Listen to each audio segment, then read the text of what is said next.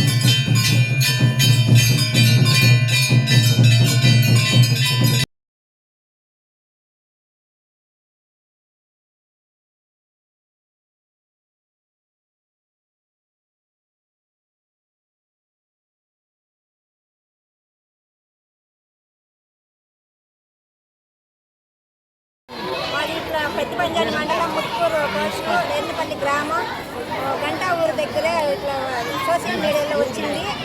మురుగనన్న free bus చౌకపోతాననేసి హోంశక్తి మాలకి 26 మంది మేము total పంపిస్తామని చెప్పినారు. ఎప్పుడు మాకు ధన్యవాదాలు. నెర్నపల్లి గ్రామం నెర్నపల్లి గ్రామం ముత్తుమూరు పోస్టు పెద్ద పంజాని మండలం. ఇక్కడ పలమనేరు దగ్గర గంటా ఊరు అనేసి మురగన్నన్న న్యూస్ చెప్పినాడు, మాకు పెట్టినారు. దాన్ని చూసి మేము వచ్చినాము. అన్నతో వచ్చి కలబడినాము. అన్న చెప్తే అన్న సరే రాండి తోడుకొని వెళ్తాము అని చెప్పినాడు అన్న. సరే అనేసి మేము ఆధార్ కార్డులు కానీ ఇచ్చినాము. ఫ్రీగా తోడుకోబోతుంటే మాకు అన్ని సౌకర్యాలు 3 రోజులు భోజనాలు, బస్సు ఫ్రీ, భోజనాలు ఫ్రీ, మమ్మల్ని అన్న క్షేమంగా తోడుకోపోతాడని చెప్పినాము. వచ్చినాము. అన్నకి మురగన్నకి ధన్యవాదాలు. చిత్తూరు జిల్లాలోనే అత్యంత ప్రముఖ ఆలయాలులో ఈ తిరుపతి గంగమ్మ తల్లి ఆలయం కూడా ఒకటి.